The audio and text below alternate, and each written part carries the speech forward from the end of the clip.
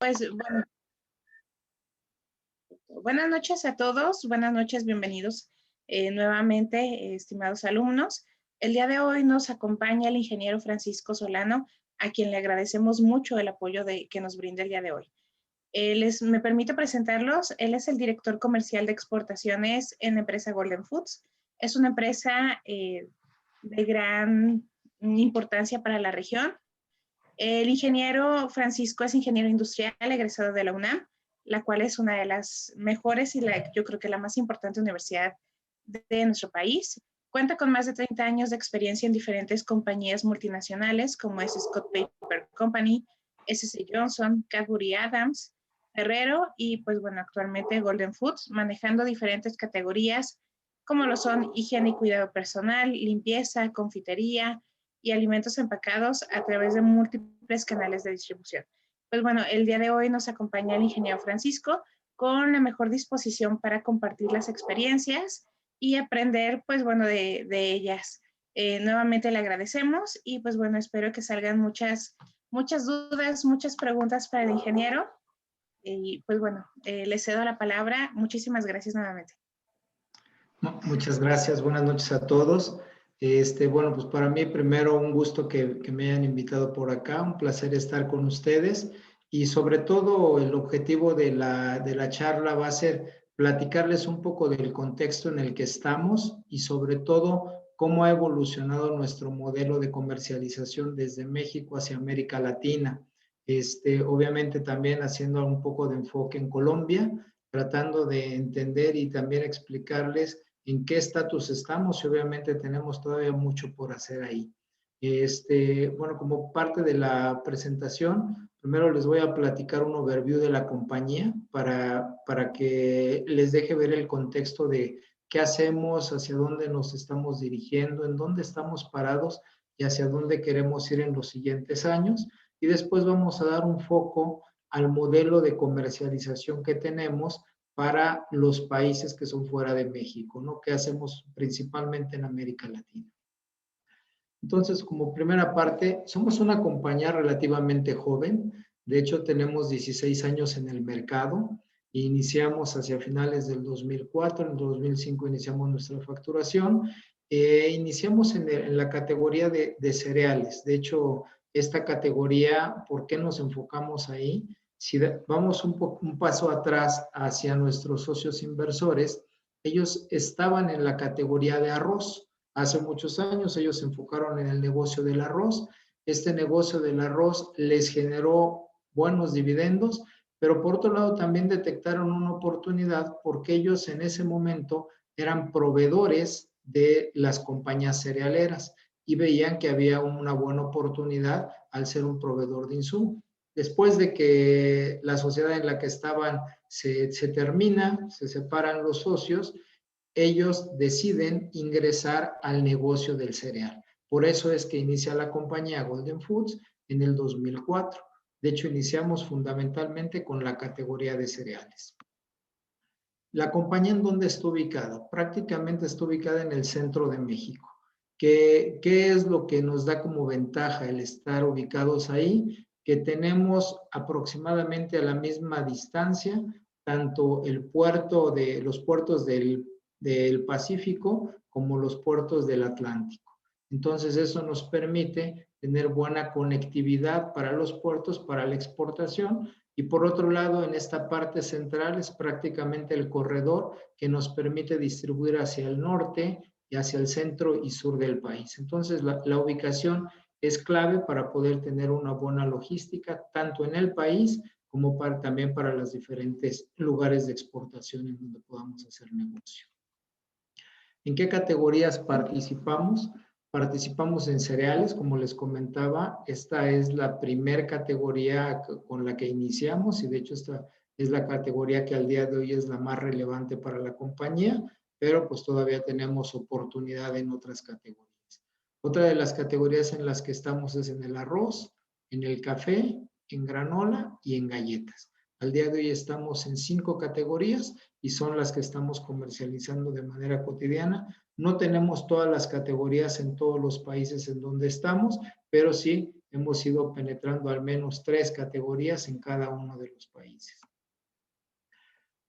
¿Qué tipo de tecnología tenemos? Somos una empresa que parte de lo que nosotros nos propusimos cuando iniciamos es poder tener una competitividad en calidad similar a la de los líderes de los productos. Obviamente, lo que estamos buscando es que nuestros procesos también le brinden esta seguridad tanto a nuestros clientes como al consumidor final. Entonces, la tecnología que tenemos es tecnología de punta, que es de Europa, Asia, Estados Unidos, México, y obviamente nos va a permitir seguir a la vanguardia en cuanto a calidad y desarrollo de innovación. ¿Cuál es la visión que tenemos? Nosotros lo que queremos es mantener un crecimiento constante de nuestros productos en todos los mercados en los que estemos participando. Y para esto tenemos una misión muy clara, que es el tener nuestros productos que sean atractivos para el mercado en donde estamos y sobre todo que estemos dando valor, que nuestra propuesta de valor sea el generar un buen margen al trade y un buen value para el consumidor. Es decir, que nuestros productos puedan ser accesibles a la mayor cantidad de población de los países en donde participemos con la calidad de líder. Vamos a tener un mejor value. Eso es lo que queremos hacer con los diferentes productos en donde estemos participando. ¿Qué garantías de calidad también tenemos? Al día de hoy tenemos diferentes garantías como sistemas de calidad, el HACCP, certificado internacional, somos SQF2, tenemos también el aval del FDA, ya estamos exportando al día de hoy a Estados Unidos, entonces tenemos también esa garantía del FDA, también de Kosher Magen David, que es para la comunidad judía, así como registros sanitarios en los diferentes países donde comercializamos. Por otro lado, también contamos con diferentes auditorías de compañías para las cuales o hemos utilizado licencias, como es el caso de Disney, hemos llegado a utilizar licencias de Disney, y para que un producto pueda llevar una licencia de Disney, debe de cumplir ciertos requisitos, tanto regulatorios como de calidad. Entonces, este es el tipo de licencias que hemos usado y que al día de hoy seguimos teniendo las aprobaciones de las auditorías de esta compañía. También de Walmart. Walmart es una compañía, como lo conocen, global, que es una compañía que también tiene estándares cuando llegamos a producirles alguna marca propia o incluso en algún proceso que tengamos de auditoría de calidad, también lo tenemos aprobado por ellos. Soriana es una compañía local de México, está en el top 3 de las compañías de retail aquí en México. Danone, por ejemplo, Danone Global. En el caso de México, surtimos también parte de nuestros productos para que sean utilizados como topping en algunos de sus yogurts. ¿Cómo estamos parados al día de hoy en el mercado local? En el mercado local, hablando de México, tenemos presencia principalmente en cadenas de autoservicio, tanto nacionales como regionales, en el canal de mayoreo, que es un canal muy importante, principalmente México y América Latina. Yo creo que toda América Latina tenemos una estructura muy parecida en cuanto al trade. Lo que tenemos como canal moderno, que normalmente son todas las cadenas, y el canal tradicional, que es en donde entran los mayoristas y los detallistas, o llámense colmados o cadenas o tiendas de mamá y papá y demás. También en el canal gobierno tenemos una buena penetración, así como en los canales institucionales. En el mercado internacional llegamos a varios países, llegamos a Estados Unidos, a Centroamérica, prácticamente todos los países de Centroamérica. En el Caribe también tenemos presencia en diferentes países, en Dominicana, Cuba, Puerto Rico, Jamaica, Haití. Y en Sudamérica principalmente tenemos presencia en la región andina, que es Colombia, Venezuela, Perú y Ecuador. ¿Cómo nos ha ido en los últimos años? De hecho, hemos tenido buenos crecimientos.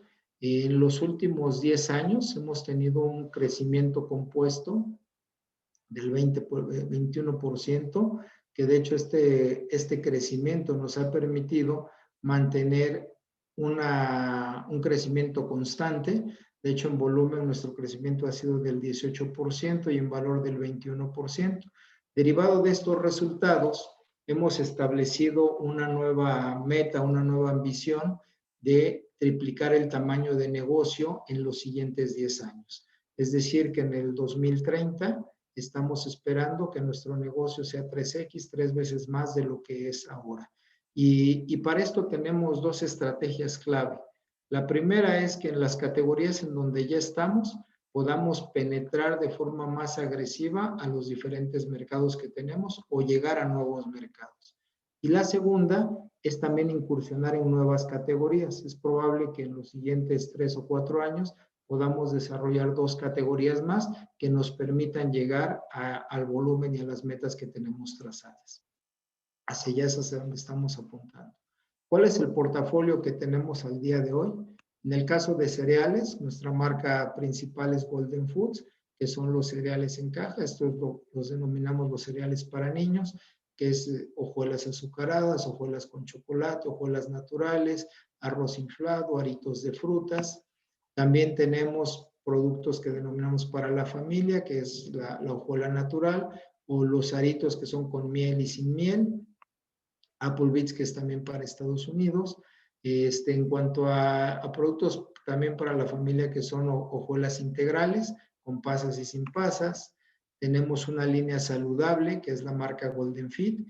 Esta línea, básicamente todos los cereales compiten con Kellogg, con Nestlé, que son compañías globales muy respetables, muy sólidas, con muy buenos productos, así como compañías locales. Tenemos varias compañías locales, dependiendo de los países en los que estemos, en donde también hay competencia que tiene muy buena calidad y que también tienen un posicionamiento local que les permite mantener un buen estándar con los consumidores y sobre todo una recordación de marca. Tenemos granola. También la granola la tenemos en 2 mezclas, que depende un poco de los ingredientes, pero esa es la que tenemos al día de hoy. Tenemos la marca La Cosecha. Esta marca también es para cereales y principalmente es por el formato del producto. Este es un producto en donde da más value, viene más en bolsa y viene un poco más para mercados de hard discount, que son las cadenas de primer precio, en donde el driver más importante para el consumidor es el value que tenga el producto.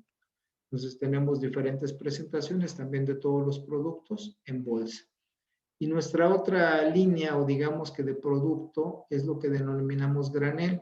Este producto son cajas de 5, 10, 12 kilos, dependiendo de la densidad del producto, pero estas se utilizan normalmente para productos que son insumo. Por ejemplo, el caso de Danone que les mencionaba. Si Danone va a producir el yogurt y le va a poner un topping de cereal, lo que le vendo es un cereal que viene en una caja de 5 kilos, no viene empacado individualmente. Por otro lado, también hay muchos productores que algunos no producen cereal y solamente lo empacan. Por ejemplo, en Colombia hay un fabricante que utiliza nuestro cereal bajo su marca. Yo le vendo el producto a granel. Mi producto es el que se comercializa, pero bajo su marca para allá en Colombia. Hay muchos otros que hacen marcas propias, probablemente no tan masivas, pero sí ya a una escala menor, que pueden ser empacadores o distribuidores, que también hacen lo mismo, sobre todo en la parte del Caribe. Hay muchos empacadores así, algunos en Centroamérica, y Colombia también hay varios más que venden mucho producto a granel, o que el producto lo empacan, como les mencionaba, bajo su marca. Entonces, esta línea de productos a granel sirve normalmente para esta necesidad. También vendemos arroz. Arroz es un commodity. Este commodity principalmente lo vendemos en México, algo en Estados Unidos. En general, lo que nosotros hacemos es empacarlo. Compramos el producto en vaina, se le llama palay. Viene la vaina y ya en nuestro molino lo que hacemos es limpiarlo, pulirlo y empacarlo. Más o menos en México, del arroz que se comercializa, el 70-80% viene importado. se importa principalmente de Estados Unidos y lo que pasa en México es más el proceso de limpiarlo, pulirlo y empacarlo. Es un commodity este producto como tal. En el caso del café, también tenemos algunas presentaciones básicas que son de 100, de 50 gramos y algunos sobres de 2 a 8 gramos. Y galletas, que es la última categoría en la que incursionamos. Esta categoría iniciamos hace aproximadamente un año que empezamos a producirlo. Antes de eso, como parte también de este intercambio, buscar el know-how, empezamos a importar galletas de la India. Esto fue para conocer un poco más cómo funcionaba la categoría. Trajimos algunas galletas de la India. Nos sirvió para entender el modelo de la categoría en lo que se estaba instalando nuestra maquinaria. Ya iniciamos hace un año, año y medio, empezamos a producir en México, iniciamos como primer foco en México. De hecho, el portafolio que tenemos está muy enfocado al mercado mexicano, pero pues un siguiente paso es empezar a tener portafolio que haga más sentido para otras geografías. ¿Qué es lo que tenemos? La galleta María, que es una galleta básica de 170 gramos, que son los rollos tradicionales que se venden principalmente en México. Galleta de animalitos en diferentes presentaciones. Tenemos chispas de chocolate, digamos que esta ya empieza a ser una galleta un poco más elaborada. Esta compite con galletas como Chips Ahoy, que es una marca global de Mondelez, con una marca Chokis, que es de Gamesa, está muy posicionada aquí en México, y seguramente con algunas galletas de Colombina que están allá en Colombia. Galletas Malvinas, estas son también galletas tradicionales, sabor vainilla y sabor coco, en diferentes formatos. Galletas de naranja, en México se conocen como polvorones. El sabor es de naranja, compite principalmente con la marca Bimbo, que también es una marca muy potente aquí en México, que es Marinela, y galletas también de avena. Estas galletas compiten con Quaker, que es también una marca de una compañía global y que finalmente pues, nos empieza a posicionar también en este mercado saludable y que es con las tendencias que nos estamos moviendo al día de hoy. Digamos que hasta aquí es un overview general de la compañía, de qué hacemos, qué hemos hecho y hacia dónde queremos ir. Ahora vamos a hablar un poco más a detalle de cómo estamos haciendo la comercialización de México hacia Latinoamérica, cómo la estamos llevando, cuál es la aspiración, cuál es la estrategia que estamos llevando y sobre todo qué hemos aprendido en este tiempo, porque la realidad una década de comercializar fuera de México, pues tampoco es mucho tiempo, ¿no? Yo creo que podemos aprender todavía mucho más y sobre todo también estar bien claros que nos hace falta mucho por hacer para seguir teniendo un buen impacto en las diferentes regiones donde participemos. Primero, les quiero comentar cómo vemos nosotros las etapas del desarrollo comercial. Básicamente vemos 3 etapas. La primera etapa cuando queremos penetrar un mercado es cómo logramos tener presencia. Y aquí digamos que lo que tenemos que lograr es comercializar en ese país, tomar base o tomar una ventaja donde haya acuerdos internacionales, que obviamente eso nos hace no tener aranceles y nos empieza a hacer más eficiente la logística o lo que tengamos que invertir en la logística. La competitividad en precio-margen. Como les comentaba, parte de nuestra misión es poder tener la calidad de líder, pero a un precio mucho más bajo que permita tener un value para el consumidor y un buen margen para el trade.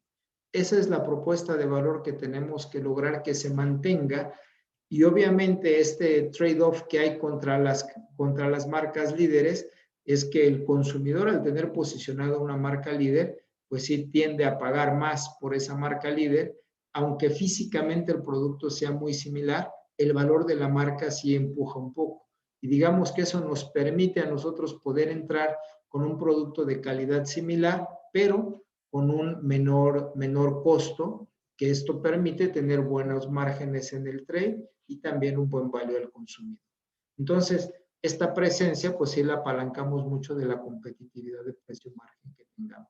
Como les mencionaba, la calidad del producto tiene que ser una calidad muy competitiva con el líder y empezar a tener una red de distribución. Digamos que esta es la primera etapa o la más básica una vez que empezamos a entrar a un mercado. La segunda etapa es cuando empezamos a generar escala, que aquí ya empezamos a ampliar la distribución, no nada más es llegar a un número limitado de clientes.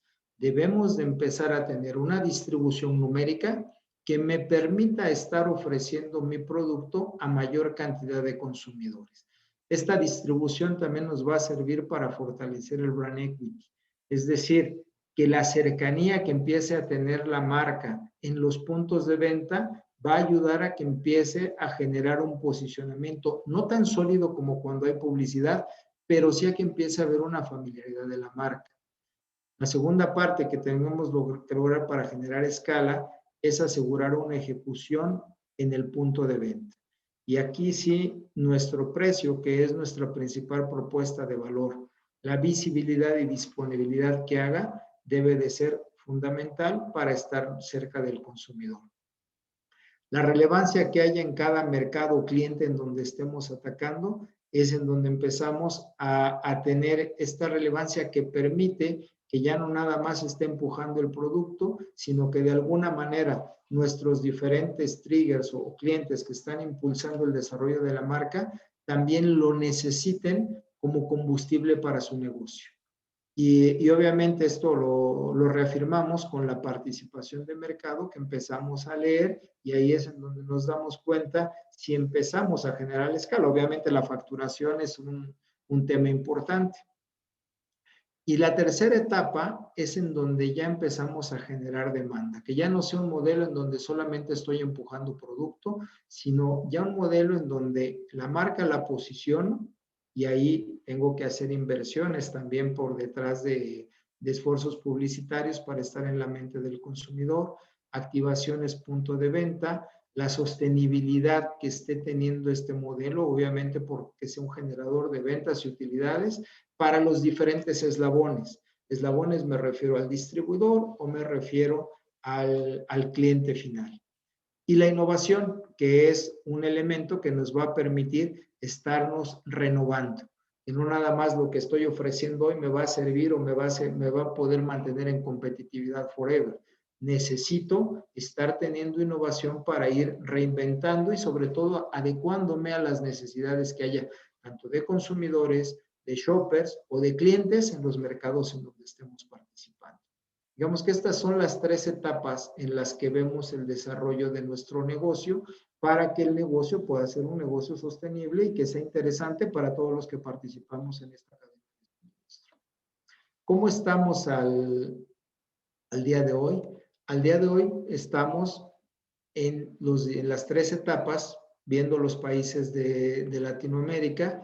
Digamos que en la parte más básica estamos en Dominicana, en Jamaica, en Caribe y en Colombia. Y en la parte en la segunda etapa que vemos de desarrollo, prácticamente estamos en el resto de los países. Todavía no estamos llegando a la etapa de generar demanda. ¿Y por qué todavía no estamos ahí? Porque todavía la escala que tenemos no nos alcanza para poder tener una inversión que es un poco desproporcionada para poder estar generando un buen brand awareness, un buen posicionamiento de marca y una rotación. En algunos países estamos a punto de, pero realmente estamos todavía en esta segunda etapa en donde todavía no alcanzamos el market share necesario para poder hacer una inversión un poco más fuerte. Y por otro lado, pues también hay algunos países en donde tenemos, digamos que la barrera del arancel, que es del 20% en todo el Caribe, prácticamente tenemos eso, lo tenemos en Ecuador y también en Venezuela. En Venezuela tenemos un 18%. El resto de los países prácticamente no tenemos unas gas de cero en algunos ya tenemos TLC y esto nos permite pues tener una ventaja de un 20% que nos hace que toda la cadena de suministro se vuelva más eficiente. ¿Cuáles son los retos hacia donde nos lleva este entorno? Este entorno nos lleva a 4 retos principales. El primero es la factibilidad financiera. Como les mencionaba, los aranceles sí son un bloque importante porque estamos hablando de 20%. 20% de la cadena de valor que se pierde en el momento que entra a un país porque de entrada el producto se vuelve 20% más caro desde mi costo. La segunda parte también que nos afecta en la factibilidad financiera es el costo logístico. Si hay un primer costo logístico que es por llevar el producto de México a otro país, pero por otro lado es la geografía del mismo país. Por ejemplo, en Colombia, el hecho de que tengamos prácticamente Colombia por comunicación geográfica, digamos que son como 3 países. En algunos casos conviene mejor entrar por Pacífico, en otros casos pues, conviene mejor entrar por el Caribe, y pues ahí tenemos los puertos, ya sea el de Buenaventura o el que está por Cartagena, y que finalmente esto sí implica costos logísticos más fuertes si quisiera tener un solo distribuidor, porque no le da para entrar de una costa y distribuir a todo el país. Tenemos que tener distribuidores, digamos que en las 3 regiones importantes que están conectadas, y esto lo que implica es que tampoco cuando están importando puedan hacer una masa crítica rápida, porque si tuvieran todo el país bien comunicado sería más fácil importar para distribuir en todo el país. En el caso de Colombia tienen que importar para distribuir en una región del país, importar para una segunda región, importar para una tercera región. Entonces, esta parte de la geografía, así como afecta en Colombia, hay algunos otros países que también son un poco complicados en cuanto a la logística, o que finalmente es un reto para poder tener una eficiencia en ese costo logístico. La otra parte que también dentro de esta factibilidad financiera es el crédito o es el riesgo. Por ejemplo, en el Caribe, normalmente no hay garantías y lo que hacemos es vender de contado o por pago anticipado. ¿Por qué? Porque una vez que tú colocas una mercancía y no tienes ninguna garantía, hay un riesgo muy alto de que sea un crédito que no recuperes.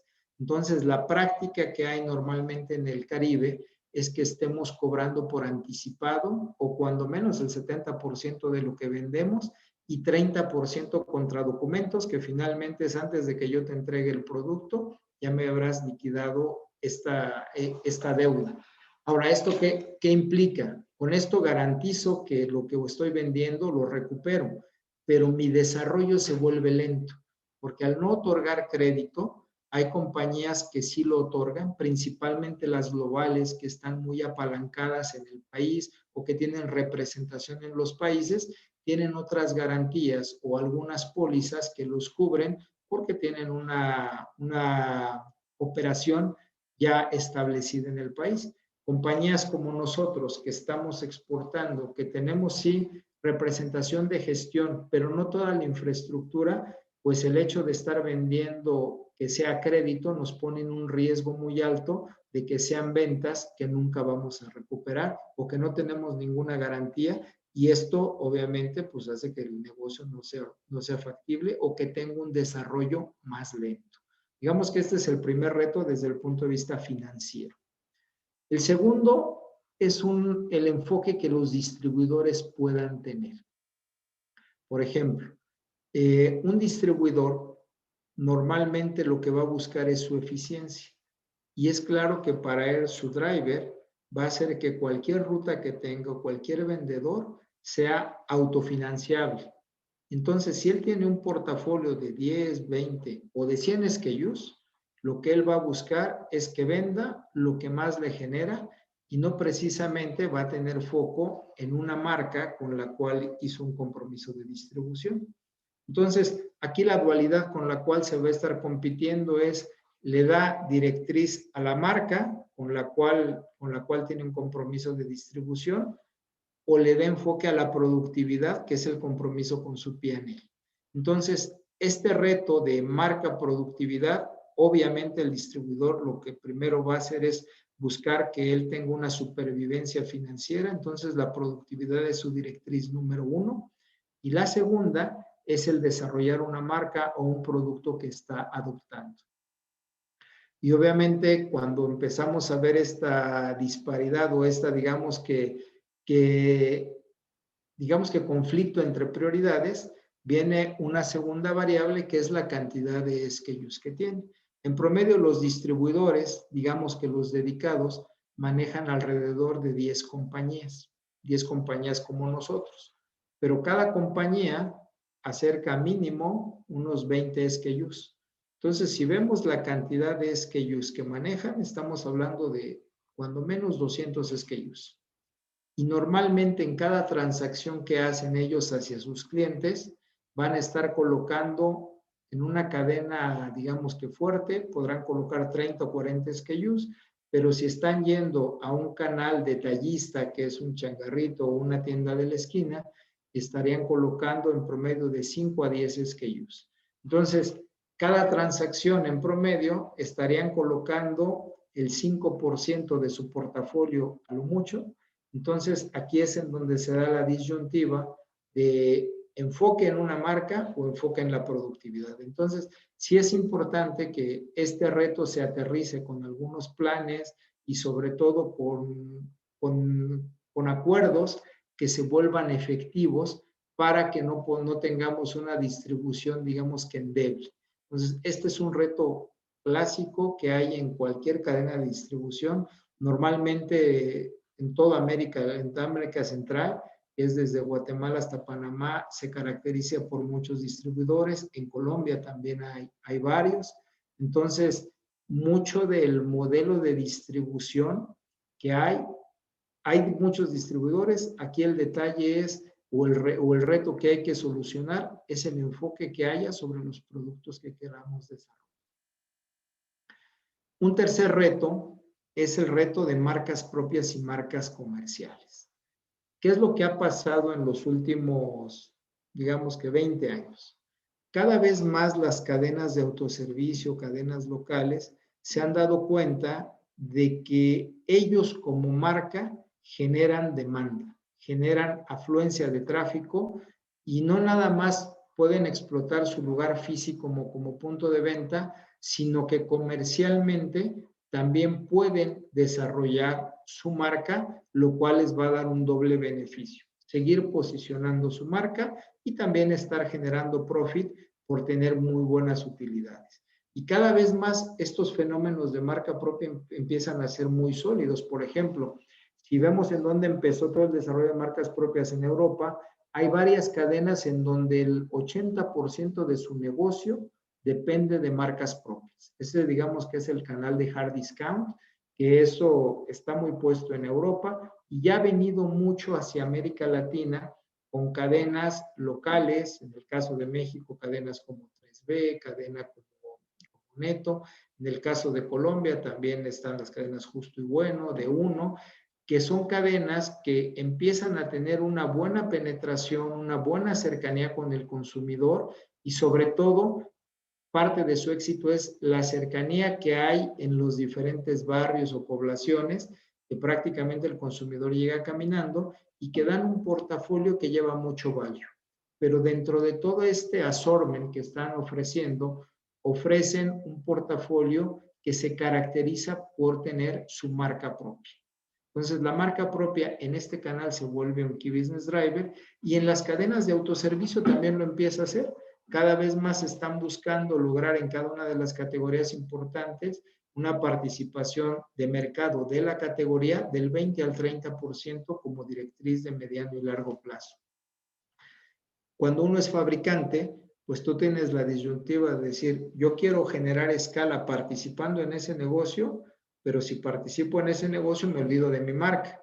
O buscar la dualidad de ambas, ¿no? Es decir, si yo quiero entrar ahí, ¿cómo puedo desarrollar mi marca también para no perder esos puntos de distribución?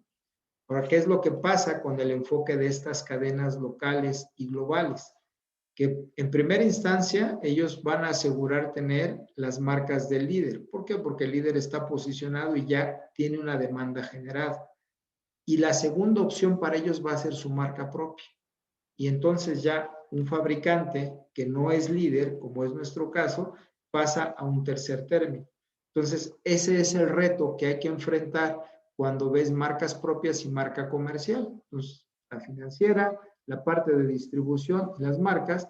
Y el cuarto reto Debe de haber más, pero estos son al menos los clave que tenemos que tener bien resueltos. Es el posicionamiento de las marcas líderes. Ese es un reto importante para que nosotros estemos logrando también preferencia del shopper. La competitividad que le tengamos en precio y calidad, eso no lo tenemos que perder. Y el nivel de servicio. Normalmente, las compañías locales y las compañías globales que están establecidas en el país tienen la facultad o la capacidad de hacer un nivel de servicio más rápido, más eficiente, con lead times más cortos. ¿Por qué? Porque tienen la cercanía de estar en el país. Cuando un fabricante como nosotros está exportando a través de distribuidores, más o menos ahí vamos a estar invirtiendo un lead time de 3 a 4 semanas solamente de inventario en tránsito, más lo que se tiene que hacer de manera local para llegar al punto de venta. Entonces, esto te va a generar mayores inversiones en capital de trabajo y obviamente tu reacción en el nivel de servicio va a ser más lento. Pero al menos estos 4 retos son los que sí tenemos que tener bien resueltos para que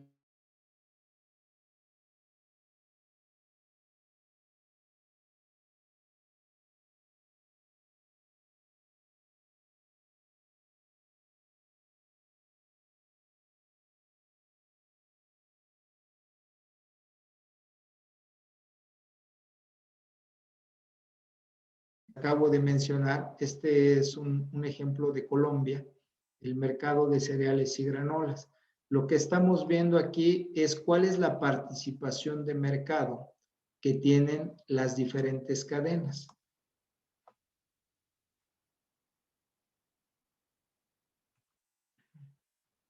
Me regreso aquí. Por ejemplo, de 1, esta cadena en la categoría tiene el 30%, Justo y Bueno el 15%. Estas 2 cadenas ya tienen el 45% de mercado. Y si le sumo Jerónimo Martins, es otro 9%. Entre estas 3 cadenas que están en el top 5, generan el 55% de la categoría en Colombia. Y si veo el foco de estas 3 cadenas, en marcas propias generan prácticamente el 80%. De 1 tiene el 79%. Justo y Bueno, poco más del 80%, y Jerónimo Martins el 71%. Entonces, este es un poco el foco que van a estar teniendo, y obviamente quien toma las decisiones dentro de las cadenas, antes de permitir que entre otra marca, van a estar defendiendo su core business, que es la marca propia. Y lo que van a estar teniendo es fabricantes. Habrá fabricantes que estén enfocados a querer ser maquiladores, que es la estrategia que puedan seguir, o algunos otros fabricantes como nosotros, que jugamos una dualidad de ser maquilador y ser también fabricante y desarrollador de marca. Entonces, este tipo de tendencias, como esta que les muestro de Colombia, pasa en Centroamérica, está pasando en México, prácticamente toda América Latina, en Estados Unidos, también en todas las cadenas de primer precio, como 99 Cents, Dollar Tree, Dollar General. En todas ellas, el driver se empiezan a hacer las marcas propias. Y si vamos a Europa, todavía es más fuerte en cadenas como Aldi, que en Alemania es eso. Entonces, todo este segmento del hard discount, el driver es marca propia. Entonces, si queremos comercializar y ganar escala y me quiero meter a este canal, tengo que estar bien consciente que tengo que balancear entre marca propia y mi marca. La única manera como sí puedo entrar es si tengo un producto que es totalmente innovador, que es un producto breakthrough, y estoy prácticamente en la punta de la innovación. Eso me permite poder abrir algunas otras puertas. Pero si tenemos una categoría en donde no alcanza mi innovación a realmente ser un breakthrough, entonces ahí nos vamos a tener que enfrentar a este reto que les menciono del balance entre marcas propias y marca comercial. Ahora, ¿cómo llevamos a cabo nosotros nuestro modelo de distribución? Nuestro modelo de distribución viene de Golden Foods al consumidor final. Todas mis marcas, lo que son las marcas Golden Foods, tengo un modelo a través de distribuidores, que es en donde se hace la exportación e importación. Ellos a su vez llegan a los clientes y el cliente le ofrece directamente al consumidor final en el punto de venta. El otro modelo que también tengo para este segmento es en donde yo voy de manera directa al cliente. Desde México llego a un cliente que ya es una cadena de autoservicios. Por ejemplo, en Perú llego a la cadena de supermercados peruanos, en Ecuador llego a La Favorita, para Walmart de Centroamérica también llego de manera directa, y hay algunas cadenas que estoy llegando de manera directa. Y hay algunas otras que llego a través de distribuidores, porque lo que nosotros no tenemos es capabilities de operación en cada uno de los países. Sí tengo gestión en algunos casos de negociación, pero no de ejecución y de logística. Entonces, prácticamente estos dos modelos los hago para el desarrollo de nuestra marca. Se hace la exportación en la primera etapa, en donde la hace el distribuidor. De hecho, yo le vendo a los distribuidores FOB, se lo coloco en el puerto, él hace la importación y hace la comercialización.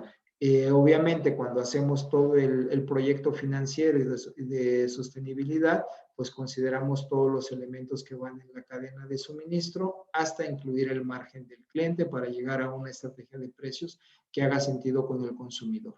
Lo mismo cuando voy de manera directa. Obviamente, si voy de manera directa a una cadena de autoservicios que ya se evita el paso de la distribución, pues ahí más o menos están ahorrando entre 20 y 30 puntos, dependiendo de la eficiencia que tenga la cadena.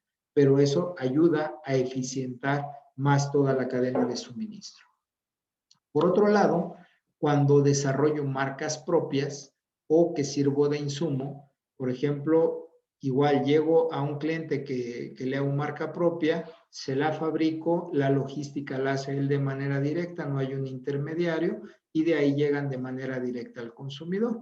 Por otro lado, cuando hay productores que necesitan un insumo y yo se los fabrico, ellos hacen la importación, lo producen y van de manera directa. Por ejemplo, en el caso de Colombia, una marca que es reconocida ya es Toning. El cereal que ellos venden es un cereal nuestro, en donde somos partners. Ellos nos compran el cereal, lo empacan y lo que están comercializando con los clientes bajo la marca Toning es un cereal nuestro. Y eso lo hacemos, bueno, le surtimos de México a Colombia. Para darnos una idea del costo que tiene esta cadena, nosotros cuando hacemos un FOB, el índice es 100, digamos que es cuando se lo pongo en el puerto para que ellos a su vez hagan la importación y hagan todo el desarrollo. Cuando pasamos por todo este modelo, el precio al consumidor va a fluctuar dependiendo de cada país entre un índice 180 a 200, es decir, prácticamente se duplica, porque entra el margen del distribuidor, el margen del cliente y todos los costos logísticos que hay de punta a punta. Entonces, en la primera etapa, que es de distribución y de margen para el distribuidor, costos de importación, más o menos se consume la mitad del gap que hay entre 100 y 180 o 200. Es decir, que pueden haber de 40 a 50 puntos en esta primera etapa de importación y exportación. Digamos, como referencia es el cereal. Seguramente habrá algunas categorías en donde la referencia sea un poco diferente, dependiendo de la densidad de los productos, pero lo que tiene el cereal es que se transporta un producto muy liviano. Entonces, el costo logístico sube mucho porcentualmente. Hay algunos otros productos que son más sólidos, en donde los costos por cubicaje son más económicos porque se está transportando un poco de un producto de mayor peso. Y después viene la comercialización local, que es en donde entra el margen de la cadena, el valor que se le da al consumidor, la logística que se hace para distribuir, como les mencionaba, en el caso de Colombia, pues si es un solo distribuidor que llega desde un solo punto a todo el país, hay regiones que le son mucho más costosas y que las tiene que diluir en su costo de comercialización. Entonces, punta a punta, lo que el modelo nos da es, si yo coloco un producto a 100 pesos, es seguro que el consumidor lo va a estar comprando entre 180 o 200. Entonces, en esta sostenibilidad debemos de asegurar que la estrategia de precios va a seguir siendo competitiva para que haya una rotación en el momento que está el producto disponible para el consumidor.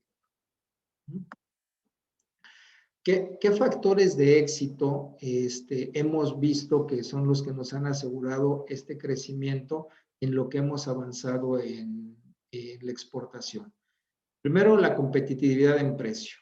Tanto el margen con el cliente y el valor que le estamos dando al consumidor, ese price value, esa ecuación de price value para el consumidor, eso es fundamental. En el momento que se empieza a hacer más delgada esa fortaleza o ese músculo, es en donde nuestro producto no va a empezar a tener ni la rotación en punto de venta, ni tampoco el foco en el margen del cliente. Entonces, la competitividad en precio sí la debemos de estar teniendo, sobre todo compañías como la nuestra, que tienen una estrategia de que nuestra propuesta de valor va a estar basada en el value, esto lo tenemos que mantener. Calidad del producto.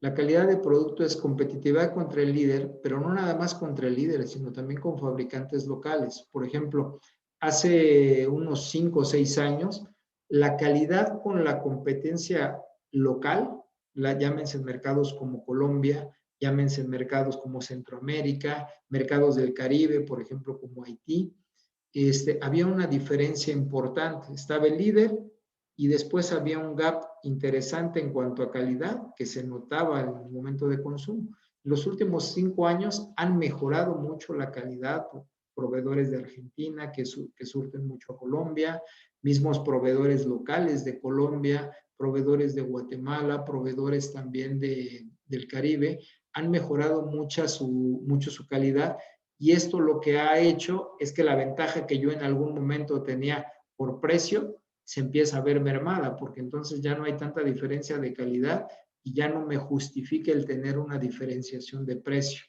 Entonces, la calidad del producto, hay que mantener esa competitividad, no despegarnos del líder, y obviamente todos los fabricantes que no somos el líder vamos a estar buscando mantener una muy buena calidad. El compromiso con distribuidores. Esto sí ha sido un éxito importante. De hecho, en donde hemos tenido un buen distribuidor, pues hemos logrado avanzar, y ha habido algunos en donde no se mantiene el foco en el equipo de ventas, que inclusive el negocio se ha ido a pique, se ha ido a cero. Entonces, sí, el factor de éxito es que este compromiso con el distribuidor, que tengamos un buen enfoque con el equipo de ventas, con un portafolio que sea el adecuado. Creo que como fabricantes siempre quisiéramos tener todo nuestro portafolio en todos lados, pero la estrategia que tengamos de distribución tiene que ser bien clara por cada canal, por cada punto de venta, para que aseguremos que lleve lo necesario. Aquí sí tenemos que aplicar la máxima de que menos es más. Entre menos productos pongamos con el enfoque correcto, creo que nos puede dar un mejor negocio, y también le va a permitir tener un mejor nivel de servicio. Y por otro lado, algo que es fundamental es tener la asesoría en el manejo de la categoría. Los distribuidores tienen mucho expertise en su distribución, mucho expertise en conocer el punto de venta, han caminado mucho el campo, pero por otro lado nosotros somos el complemento del know-how de los key business drivers que tiene la categoría. Entonces, esta transferencia de know-how es fundamental, tiene que ser un compromiso porque son una extensión de nosotros mismos. Lo tenemos que entender así. Si lo entendemos así, seguramente la relación que hagamos va a ser como si fuera un departamento más de la organización, y tenemos que asegurarnos que estamos yendo para el mismo lado y que las decisiones que estemos tomando sean buenas para el distribuidor y para nosotros y para el negocio. No puede ser que tomemos decisiones buenas para nosotros, malas para el distribuidor. Lo tenemos que ver como una extensión nuestra. Y como consecuencia, el factor de éxito que nos va a asegurar también es cómo estén ejecutando el punto de venta. Que la estrategia de precio y de visibilidad que tengamos definida se ejecute tal como se está acordando. Que esta es ejecución pura, y aquí sí, si soy fuera del país, si soy del país o si soy de donde sea, si nosotros ejecutamos bien el punto de venta, seguramente la rotación va a venir mejor. Digamos que estos son los 4 factores de éxito que veo para un modelo de exportación en cuanto a la ejecución y que haya una buena sostenibilidad. Finalmente, pues les quiero compartir qué aprendizajes hemos tenido en este modelo que hemos hecho. Todavía creo que es un modelo que tenemos que seguir puliendo, que tenemos que seguir aprendiendo más de él, y seguramente ahora que vino la pandemia y que cambiaron también muchos drivers y tendencias del consumidor, va a tener un nuevo ajuste, que de hecho ya lo está teniendo. Primero por los temas de pandemia, ahora por los temas económicos, que estamos entrando en un ciclo en donde la economía se empieza a volver muy volátil, en donde hay una presión para los fabricantes, principalmente por el costo de los insumos, pero por otro lado, no podemos destapar tanto precios porque también la situación económica o microeconómica en cada uno de los países está más apretada. Entonces, al haber menos dinero en el bolsillo de los consumidores, va a haber una presión muy fuerte para el fabricante en una inflación más alta de costos que se van a tener que absorber o buscar eficiencias para que veamos de qué manera resolvemos esta disyuntiva. Por un lado suben los costos, pero por otro lado empieza a ser complicado subir precios. Entonces, ¿qué hemos aprendido de este modelo? Creo que un aprendizaje muy fuerte es que tuvimos que aprender que hay que evolucionar con el modelo y hay que volvernos corresponsables con los distribuidores y poder llegar a estas 3 etapas que les mencionaba de desarrollo, de solo tener presencia a realmente generar la demanda. Nosotros cuando empezamos veíamos el modelo muy simple, decíamos, mira, yo te vendo FOB, te entrego el producto, cualquier apoyo es este porcentaje y ya tú te encargas y yo me olvido y se vuelve mi negocio simple. Pues hasta ahí, dices, hasta ahí suena simple y dices, bueno, ¿para qué me involucro en lo demás? Pues el tema que aprendimos es que si no me involucro en lo demás, el principal responsable de que mi marca se desarrolle tengo que ser yo. Y si no, pues lo único que estoy haciendo es entregando un producto y me olvido de desarrollar marca.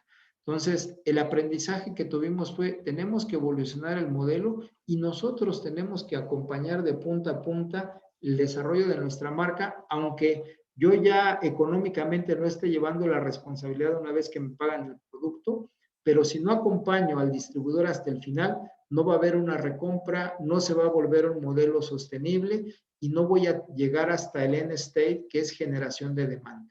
En ese momento, cuando hay generación de demanda, es cuando el ciclo empieza a funcionar de una manera más uniforme. Entonces, el primer aprendizaje fue, aunque yo te exporte FOB y que ya me hayas pagado, todavía hay una corresponsabilidad muy fuerte para llegar a que el producto esté generando demanda desde el punto de venta y el consumidor que es el que se lo esté llevando. Y esa parte, aunque el distribuidor es responsable de generarla, lo tenemos que acompañar para asegurar que funcione. La segunda, desarrollar capacidades de distribución.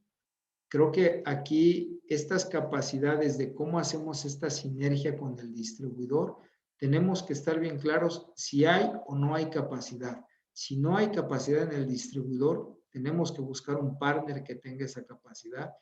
Y si de plano no lo estamos encontrando, entonces sí buscar modelos alternos. Por ejemplo, en el caso de Colombia en específico, ahí estamos buscando un modelo alterno porque digamos que hay un fenómeno que sucede mucho en Colombia, que es esta proliferación de marcas locales y sobre todo que los distribuidores tienen pues digamos que una creencia y un funcionamiento en donde el desarrollar su propia marca, aunque no tenga digamos, todo un desarrollo de posicionamiento y demás, pero el hecho de empacar producto, ponerle una etiqueta, ellos lo ven como un patrimonio y entonces el distribuidor, antes de buscar otros productos, todos aquellos que pueda visualizar como desarrollador de su propia marca, es su primer driver. Entonces, al menos la experiencia que hemos tenido hasta este momento, cuando los distribuidores lo que están buscando es desarrollar su propia marca, aquí se nos está viniendo el escenario que les mencionaba del hard discount, pero ya a nivel distribuidores. Entonces, sí nos vemos en la necesidad de buscar modelos alternos de comercialización más en primera persona, es decir, que Golden Foods comercialice, y entonces el rol del distribuidor lo vamos a tener que evolucionar a buscar proveedores logísticos.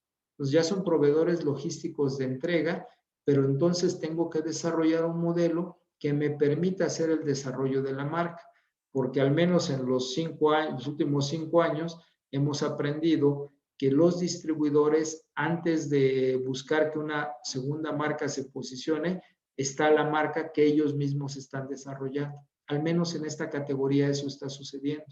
Entonces, si ya intentamos con 5 diferentes distribuidores y nos está sucediendo lo mismo, lo que estamos aprendiendo es que aquí sí necesito tomar el modelo de representación directa y empezar a comercializar directo en Colombia, y sí estar buscando un socio logístico, ya no tanto distribuidor de marca.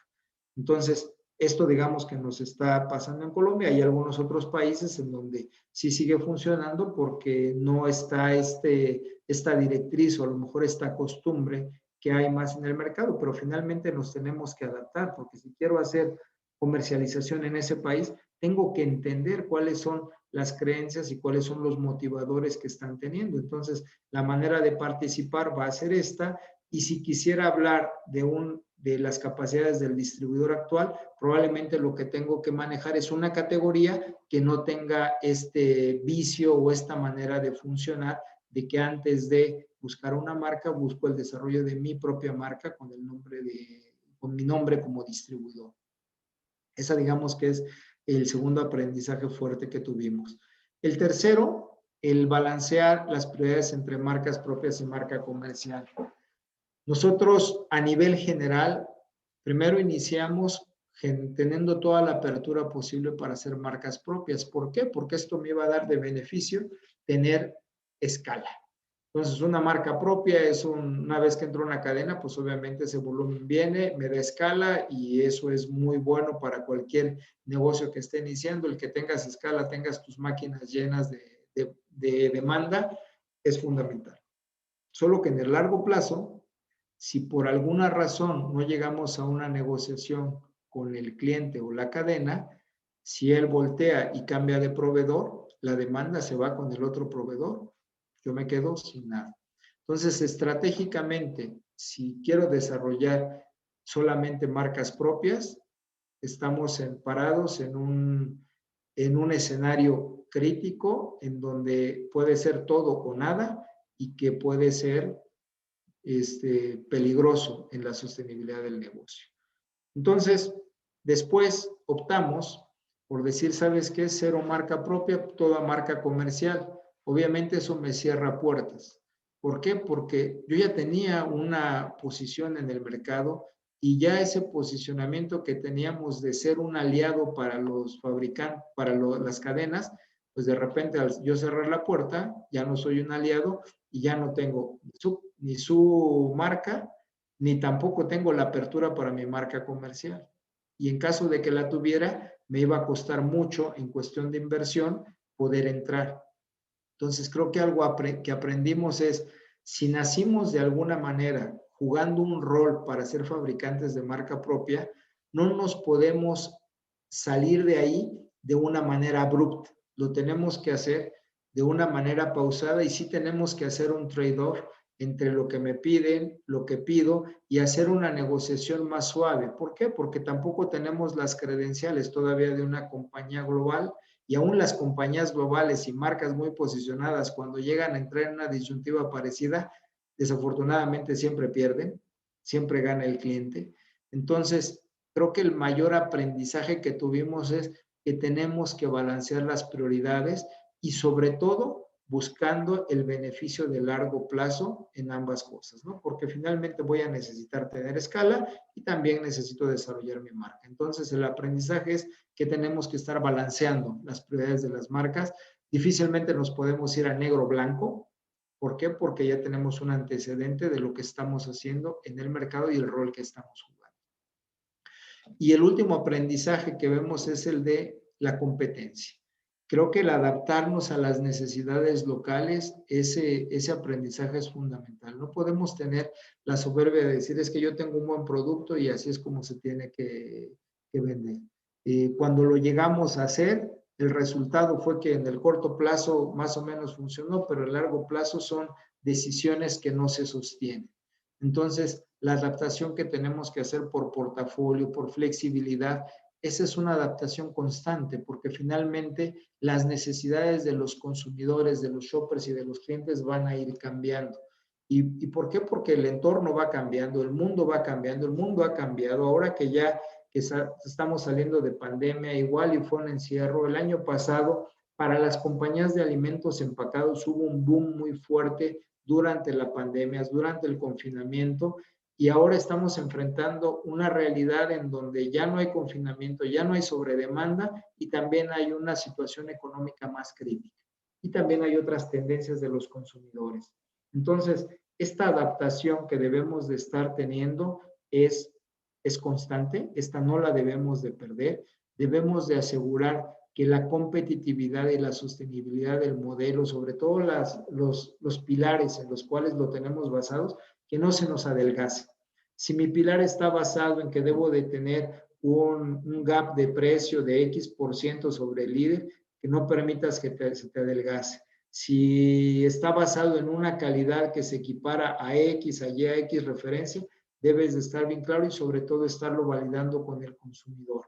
Inclusive las mismas tendencias de las cadenas, del desarrollo de los canales. El canal de Hard Discount, como les he mencionado, es un canal que viene evolucionando, empezó en Europa, ya está puesto en Estados Unidos, en toda América Latina también está puesto, y es un canal que está resolviendo las necesidades de cercanía y de value, y en una economía global que cada vez económicamente está más competida, pues es un canal que seguramente va a ser la primera opción que van a estar teniendo los consumidores. Si queremos estar en donde está ese volumen, pues tendremos que estarnos adecuando a las necesidades del canal, de los clientes, de los shoppers y de los consumidores.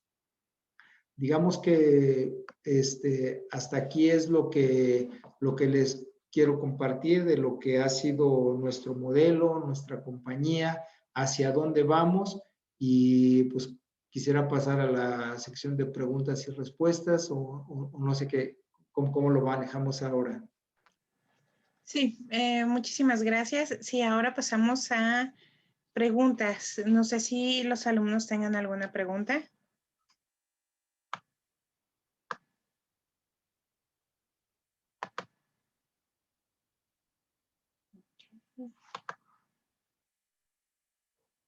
Muy bien, mientras los chicos se animan a preguntar, yo tengo una pregunta, si pudiera hacerla. Sí. Sé que, pues bueno, Golden Foods es una empresa pues grande con toda una infraestructura y creo que, pues bueno, personal ahí detrás para poder hacer esta comercialización al extranjero. Nuestros alumnos que están ahorita, al final del diplomado tienen que generar un MOOC para, que es como un curso en internet para un pequeño empresario. Entonces, todos estos conocimientos que están adquiriendo van a tener que aplicarlos para un pequeño empresario. Con base a su experiencia, ¿qué podría hacer este pequeño empresario? ¿Cuáles son los pasos que podría llevar este pequeño empresario para poder pues llegar a estas grandes ligas, ¿no? Que es exportar. Sé que es complicado, sé que no es fácil, pero pues ¿cuál sería el primer paso que debe de hacer para poder lograr llegar a este punto? Mira, yo creo que algo que siempre tiene que haber es una diferenciación y desde mi punto de vista hay dos maneras de buscar. Si lo quiero ver con ojos de fabricante o con ojos comerciales. ¿Qué es lo que he aprendido muchas veces cuando decimos, oye, si no sé la respuesta, ¿qué haría, no? Y alguna vez me dieron un consejo de decir, cuando no sepas la respuesta, piensa como shopper o consumidor. ¿Qué es lo que él quisiera, ¿no? Ya cuando piensas de esta oportunidad desde el que te lo va a comprar, puedes armar toda tu cadena de valor. Y ahí es en donde te vas a dar cuenta qué necesitas de diferenciación, qué necesitas de valor para poderlo tener y también qué es lo que tienes que tener mejor o peor que la competencia. Entonces, una vez que determinas qué es lo que quieres comercializar, esto te puede dar todo tu camino para poderlo desarrollar, para que te vuelvas más en la empresa que produce lo que vende y no la empresa que vende lo que produce. Porque cuando tú dices, pues yo ya hago vasos y mis vasos son así cuadrados y hago 1,000, 2,000 o 1,000,000. Órale, pero lo hiciste pensando en lo que yo puedo hacer y tú no eres el que lo va a comprar. Entonces, lo primero que tienes que pensar es en el que te lo va a comprar. Y hay una necesidad que vas a resolver. Ya una vez que tengas bien clara esa necesidad y que el potencial de tu negocio lo bases en eso, lo puedes desarrollar y entonces vas a tener todos los pasos de desarrollo de expertise, de competitividad de producto, estrategia de precios, de distribución de clientes, demás, y el cómo lo vas a producir. Si lo empiezas así, seguramente puedes tener mayor éxito en la manera de la rotación porque estás resolviendo una necesidad. Si lo haces al revés, primero tengo la máquina, ya sé que puedo producir esto, ahora sí déjame ver dónde lo puedo vender. Seguramente tu máquina no va a estar pensando en cómo pensó el consumidor. Entonces, mi recomendación es esa. Hago esa recomendación ahora que estamos explorando el entrar a nuevas categorías. Hemos empezado así y también hemos tenido de los otros ejemplos, en donde decimos, pues yo puedo producir de este tamaño y punto, y pues sucede que luego no se vende mucho y hay veces que le pegas una entre 1,000 y sucede que se vende mucho. Pero algo que hemos aprendido ahora que estamos entrando a nuevas categorías es que tenemos que desmenuzar bien la necesidad que hay en el mercado del cliente para darme cuenta del potencial que hay y entonces hay validad si vale o no vale la pena meterme a ese negocio. Si vale la pena, entonces ya empiezo a desarrollar todo lo demás y no querer correr comprando la máquina primero cuando todavía no sé ni qué le voy a vender ni a quién se lo voy a vender. Perfecto, muchísimas gracias. Pues bueno, pasamos a los alumnos. No sé si alguno de ustedes tenga preguntas.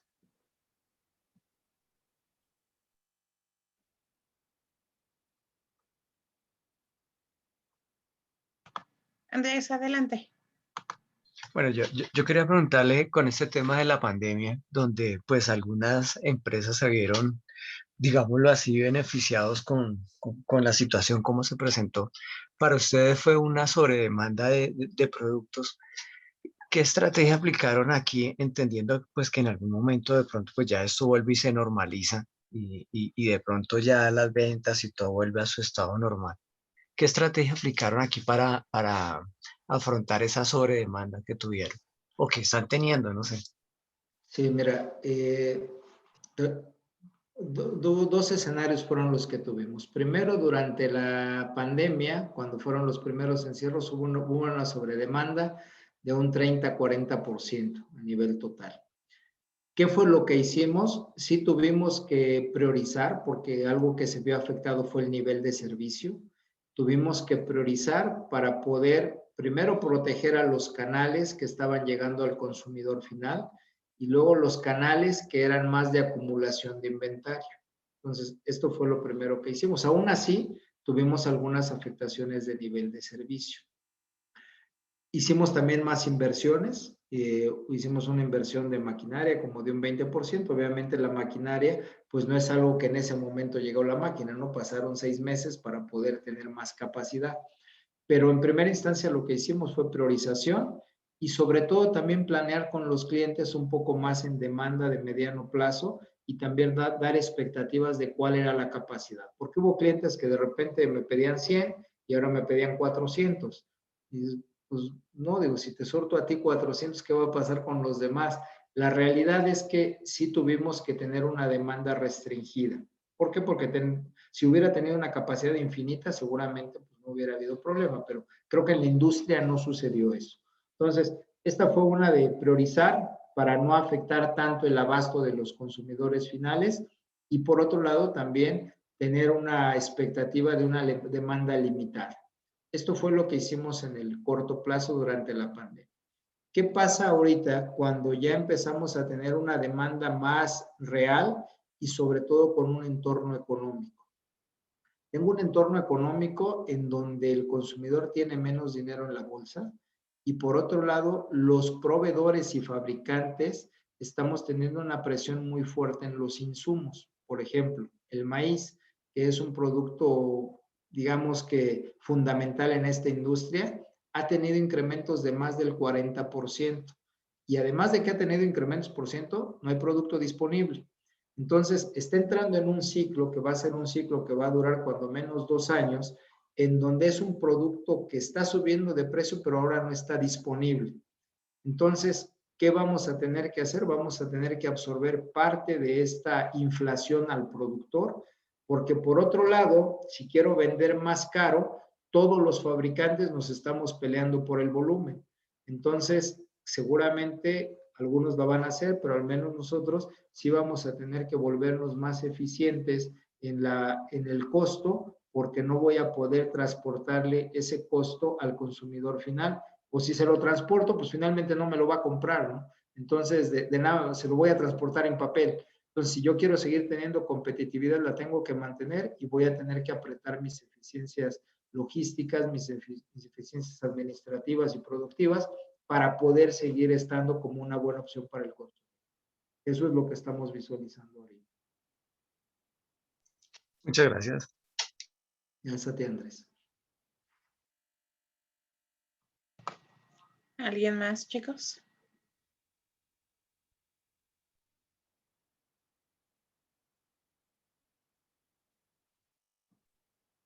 Sí, buenas noches.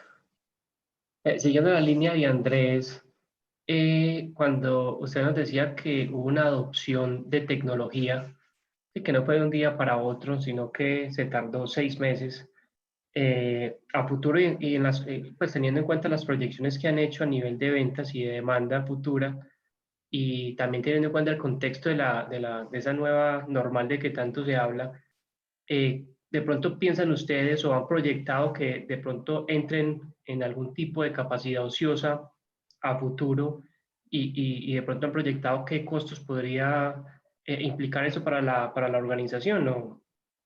Mira, Realmente sí, la nueva normal lleva una proyección de ventas al nivel que se dio en la pandemia. Por eso mira, si nos mantenemos como estamos al día de hoy sin hacer nada, seguramente sí podríamos caer en tener esta capacidad ociosa. Pero visualizando el entorno completo, creo que tenemos muchas oportunidades todavía. Con los clientes actuales haciendo lo mismo, sí, 10, 15%, no más de ese crecimiento. Pero tenemos países por penetrar, países en donde todavía no hemos llegado, oportunidades que hay de crecimiento. Por ejemplo, les mostraba en qué etapa estamos dentro de los países de América Latina. Todavía no hemos llegado a una etapa de generación de demanda. Nos hace falta masificar distribución. Entonces, todas estas oportunidades todavía las seguimos teniendo.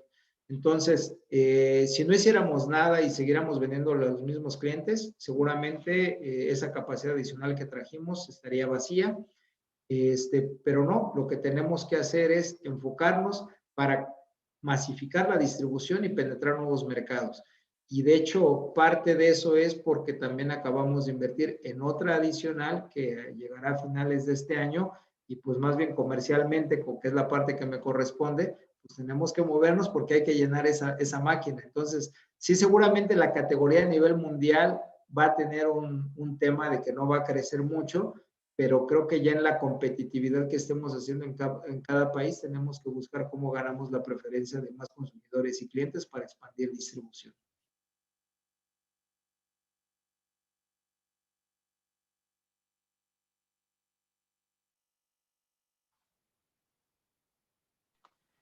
Perfecto, muchísimas gracias.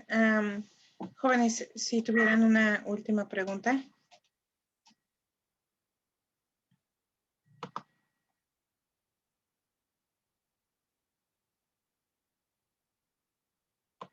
Okay. Creo que no. Pues bueno, entonces con esto damos cierre a esta conferencia. Nuevamente le agradecemos todo su apoyo, su tiempo. Considero que fue muy interesante, muy aleccionadora. Y pues bueno, de antemano y por parte de la Universidad de Celaya le damos las gracias. Gracias por su apoyo, gracias por sus conocimientos. Y en el transcurso de la semana se le va a hacer llegar una constancia de la conferencia. Nuevamente, y como lo decía Magali al principio, en verdad estamos muy agradecidos por su apoyo. Muchas gracias a ustedes, gracias por esta oportunidad de poder compartir con ustedes, un placer haber estado. les agradezco mucho y sigo a las órdenes. Perfecto, muchísimas gracias. Y pues bueno, buenas noches a todos. Buenas noches, ingeniero. Que esté muy bien. Hasta luego. Gracias a todos. Gracias, hasta luego. Muchas gracias. Muchas gracias. Feliz noche. Muchas gracias. Gracias. Gracias. Muchas Buenas noches a gracias, todos. feliz noche. Muchas gracias. Realmente, buenas noches.